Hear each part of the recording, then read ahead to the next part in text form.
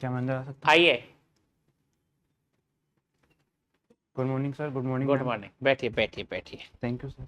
Thank you ma'am. Bikaner से आप? जी sir. हम्म। आपने आईआईटी की है? रुड़की? रुड़की कहाँ पे है? सर ये उत्तराखंड में है। उत्तराखंड में। जो विशेषता दिल्ली आईआईटी कैंपस की नहीं है और रुड़की की है, क्या बात है रुड़की की?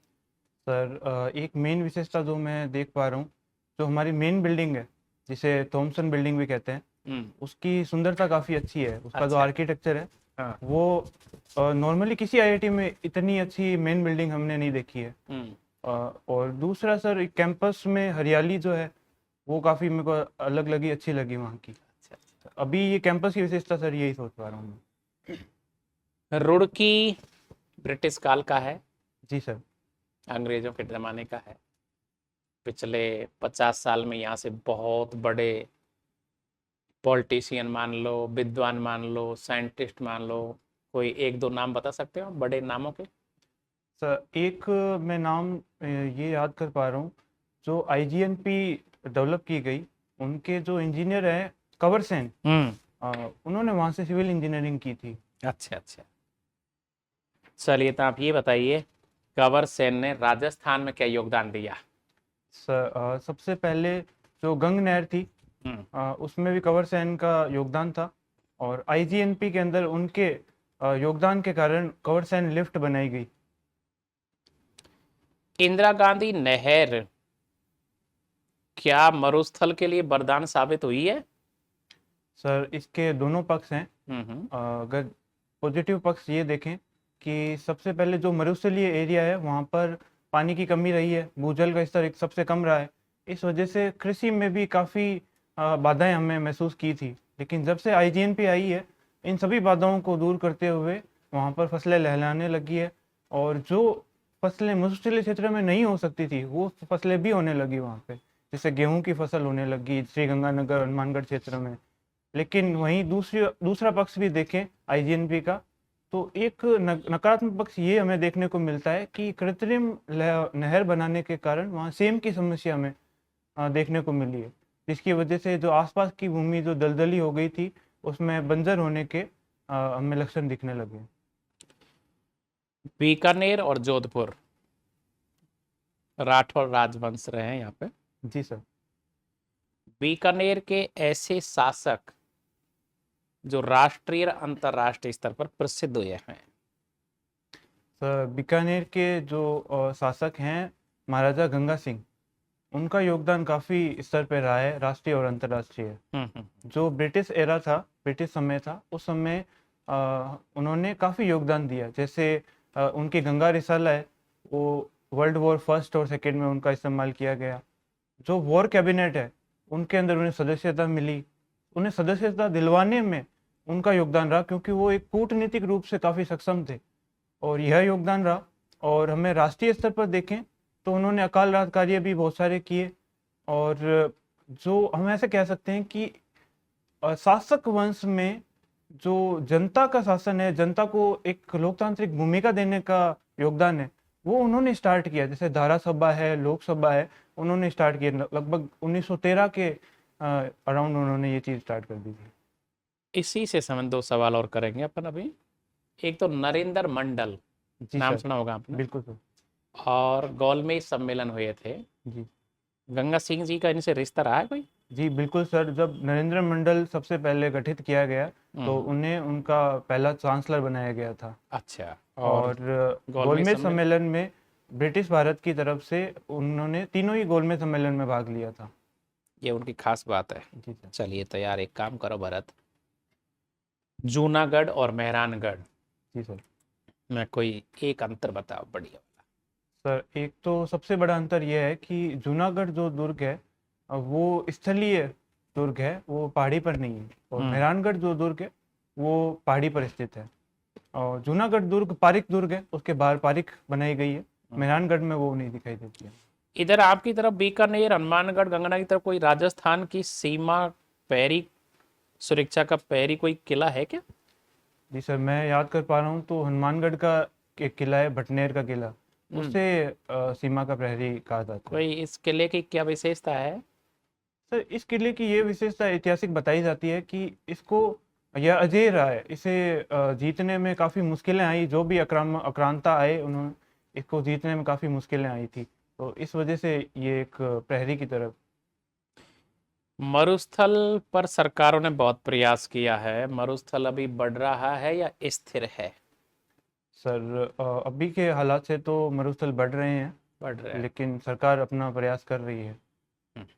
Very good. ऑपरेशन सिंदूर को अपने पाठ्यक्रम में शामिल करने वाला भारत का पहला राज्य कौन है? सर, हमारा राजस्थान ही पहला राज्य है। क्या है ऑपरेशन सिंदूर? मैम, हाल ही में जो भारत पाकिस्तान के बीच में जो चिंताएं उपजी थी, जैसे पहलगाम टेरर अटैक किया गया था, तो उसके ही जवाब में आतंकी ठिकानों पर हमने ऑपरेशन सिंदूर चलाया कि जो आतंकी ठिकाने हैं उन्हें ध्वस्त किया जाए, ताकि भारत की जो आतंकवाद के खिलाफ लड़ाई है उसको जारी रख सके वो। 3 लैंग्वेजेस पॉलिसी को लागू करने वाला भारत का पहला राज्य कौन सा है? 3 लैंग्वेज पॉलिसी, मैम मैं श्योर नहीं हूँ, अगर गैस कर सकूँ तो, अगर आपकी इजाज़त हो। करिए करिए। Ma'am, Karnataka. Tiger reserve Bharat में राजस्थान में कितने टाइगर रिजर्व हैं? मैम, राजस्थान में 5 टाइगर रिजर्व हैं। क्या आप नाम बता सकते हैं? मैम, मैं कोशिश करता हूँ। मैम, एक तो है कोटा के अंदर है रामगढ़ विसदारी, और सरिस्का, और रणथंभौर, और मैम अभी ये याद कर पा रहा हूँ। CSR क्या है? CSR, ma'am CSR corporate social responsibility है, इसकी फुल फॉर्म है। जो हम जो निगम है, कॉरपोरेशंस हैं, प्राइवेट कॉरपोरेशन, उनका जो भी लाभ होता है, उस लाभ के बदले जो भी उन्हें लाभ हो रहा है वो सोसाइटी से हो रहा है, तो उनका एक कर्तव्य बनता है कि वह समाज को कुछ हिस्सा लौटाए। तो इसलिए CSR एक्ट लाया गया कि वो अपने जो भी लाभ है उसका 2% CSR की एक्टिविटीज़, जो सामाजिक एक्टिविटीज़ है, उनमें अपना योगदान दे। Okay, thank you. वर्तमान में राजस्थान के कौन सी सब्जी को जीआई टैग प्राप्त हुआ है? मैम, अभी सांगरी जो सब्जी है उसे GI टैग दिया गया है। ये किस पेड़ से प्राप्त होती है? मैम, ये खेजड़ी से प्राप्त होती है। सांगरी को जीआई टैग दिलाने में किसकी महत्वपूर्ण भूमिका रही है? सॉरी मैम, ये अभी मैं याद नहीं कर पा रहा हूँ। Since you are from IIT background, let me know why all engineers are coming in civil services. Ma'am, sorry ma'am, लेकिन मैं थोड़ा करेक्ट करना चाहूँगा। मुझे ऐसा लगता है कि सभी इंजीनियर्स सिविल सर्विसेज की तरफ नहीं जा रहे हैं। काफ़ी इंजीनियर्स हैं जो अपने क्षेत्र में भी बहुत अच्छा योगदान दे रहे हैं। जहाँ तक ये सवाल है कि सिविल सर्विसेज में हमें इंजीनियर्स क्यों ज़्यादा दिखाई दे रहे हैं, एक रीज़न मैं ये सोच पा रहा हूँ, जो भी IITs NITs है, वहाँ पर ऐसे बच्चों का सिलेक्शन होता है जो अपने एकेडमिक्स में अच्छे स्तर पर रहे होंगे, तो ऐसा कह सकते हैं कि एक फ़िल्टर वो पहले से ही हो गए थे। लेकिन हम एक प्रोबेबिलिटी के हिसाब से देखें तो सभी लोग सिविल सर्विसेज को मतलब ज़्यादातर लोग सिविल सर्विसेज की तरफ जाना चाहते हैं, लेकिन सक्सेस रेट में हम देखें तो इंजीनियर्स या IITians है, उनकी सक्सेस रेट हमें ज़्यादा देखने को मिलती है। आप बीकानेर से हैं। जी मैम। महाराजा गंगा सिंह ने चीन के खिलाफ कोई युद्ध में ब्रिटिशर्स की सहायता की थी? हाँ जी मैम, चीन के खिलाफ उनके बॉक्सर युद्ध हुए थे, उन्होंने सहायता की थी, इसकी वजह से उन्होंने चीनी युद्ध मेडल भी दिया गया था। एक अधिकारी के रूप में आप जनता की आशाओं पर कैसे खरे उतरेंगे? मैम, सबसे पहले जो ये चीज़ मैं मानता हूँ कि जनता की आशा यही होती है कि उनकी सुनवाई की जाए, जो भी समस्याएं हैं उन्हें सुनवाई की जाए, उनकी पहुंच सुनिश्चित की जाए।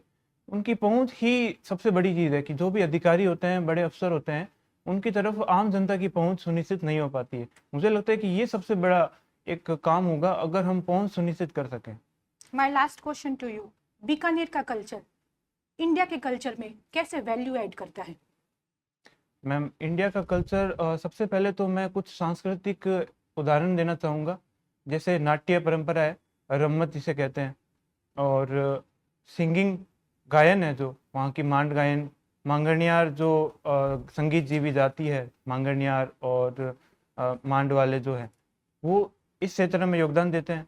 और दूसरा, हम अगर जीआई टैग में देखें तो हमें उस्ता कला और कसीदाकारी, इन्हें हमें जीआई टैग मिला है, तो इस क्षेत्र में भी ये योगदान बीकानेर का हमें मिलता है भारत की संस्कृति में।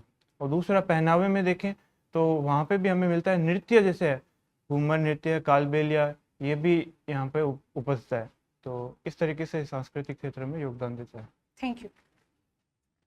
जियो फिजिकल टेक्निक ये क्या है? सर ये एक अर्थ साइंस का ही भाग है। अर्थ साइंस में जब हम अर्थ के जो फीचर्स हैं, अर्थ की जो प्रॉपर्टी है, वो हम फिजिकल पैरामीटर्स के अकॉर्डिंग हम मापते हैं। हम देखते हैं कि जो भी फिजिक्स के प्रिंसिपल्स हैं उनका यूज करके हम अर्थ की स्टडी कर सकें। अर्थ की सब सरफेस में क्या मिनरल्स हैं, क्या हमारे पास रिसोर्सेज हैं, अर्थ की स्ट्रक्चर कैसी है, अर्थ के अंदर जो भी हम जियोमॉर्फोलॉजिकल फीचर्स देखते हैं, जियो टेक्टोनिक्स, एटीसी, ये सब देखते हैं, इसके पीछे क्या फिजिकल फिनोमेना है। तो यही सर। पृथ्वी का निर्माण कैसे हुआ है ये बताइए। सर लगभग 4600 मिलियन ईयर्स एगो हम देखते हैं कि एक बिग बैंग घटना होती है। कैसे होती है बिग बैंग घटना? तो बिग बैंग घटना, जहाँ तक मेरी जानकारी है कि ग्रेविटी बहुत अधिक हो जाने के कारण एक डेंस मास जो है वो एक सीमा को पार कर जाता है, उसके बाद उसमें विस्फोट होता है। तो जो भी मटेरियल है वो एक्सपांड करना शुरू करता है, और एक्सपांड करने के बाद बहुत सारे जो पिंड है, जो सोलर पिंड देखते हैं, वो संघनित होना शुरू करते हैं। उसके बाद बहुत सारे प्लैनेट्स बनते हैं, और उसी का प्लैनेट्स के बीच में सन भी होते हैं। तो क्या बिग बैंग थ्योरी को आजकल सार्वभौमिक सत्य मान लिया गया है? सर जहाँ तक मैं जानता हूँ अभी सार्वभौमिक सत्य इसको नहीं माना गया है। तो इसके आगे भी कुछ है? सर इसके बारे में कुछ जानकारी इसके नहीं। बारे में पृथ्वी चपटी है या गोल है? सर गोल है। कैसे? मान लीजिए गांव का एक बिल्कुल साधारण सा आदमी, आप उसको कैसे साबित करेंगे कि पृथ्वी गोल है? सर एक तो चीज़ मैं ये सोच पा रहा हूँ कि जो भी सनसेट होता है और सनराइज होता है, तो वो चीज़ से हम बता सकते हैं कि पृथ्वी अगर घूम रही है, गोल है, गोल होने की वजह से वो एक एरिया से दूसरे एरिया पर मूव कर रही है, और सन के रिस्पेक्टिव में। लेमैन को बिल्कुल समझ में नहीं आया। एक साधारण सा आदमी बिल्कुल अनपढ़ गांव का, उसको ये समझाने में मतलब कोई एग्जांपल लोगे आप? एग्जाम्पल सॉरी सर, अभी मैं। भूगोल निरंतर परिवर्तित होती रहती है, ठीक बात है? Yes sir. कैसे? क्या सर, वापस एक बार देखो, मैं समझा नहीं। ज्योग्राफी कंटिन्यू चेंज होती रहती है। जी सर। आओ। सर जियोग्राफी चेंज होती है क्योंकि बहुत सारी एक्टिविटीज़ अर्थ के एटमॉस्फेयर में हो रही है और लिथोस्फेयर में हो रही है। जैसे कि हम इरोजन कहते हैं कि जो भी नदियां हैं वो लगातार इरोड करती हैं पहाड़ों को, और वो इरोजन ला के वो मैदानों में डिपॉजिट करती है और आगे जाके डेल्टा में डिपॉजिट करती है, तो वहाँ पे चेंजेस आ रहे हैं। जियो टेक्टोनिक एक्टिविटीज़ हैं, जैसे कि प्लेट्स का मूवमेंट होता है, प्लेट टेक्टोनिक्स, उसकी वजह से पहाड़ का बनना। व्हाट और is plate? Sir plate tectonics जो हमारे हैरी हेज, जिन्होंने प्लेट टेक्टोनिक्स की थ्योरी दी थी, उन्होंने ये बताया था कि हमारी जो लिथोस्फेयर है वो बहुत सारी प्लेट्स से बनी हुई है, जिसमें 7 से 8 मेजर प्लेट्स हैं। उनके मूवमेंट से बहुत सारे हमें जियोमॉर्फोलॉजिकल फीचर्स दिखाई देते हैं। Just please explain what is plate. Sir plate lithosphere का ही एक भाग है जो अपनी एक सीमा रखता है, कि उस सीमा के अंदर जो है किसी तरीके की एक्टिविटी नहीं होती है, लेकिन उनकी बाउंड्रीज पर प्लेट के बीच में इंटरेक्शन होता है। Thank you. आपकी हॉबी क्या क्या है? सर मेरी हॉबी सिंगिंग और योगा करना। अच्छा, सिंगिंग में आप क्या गाते हो?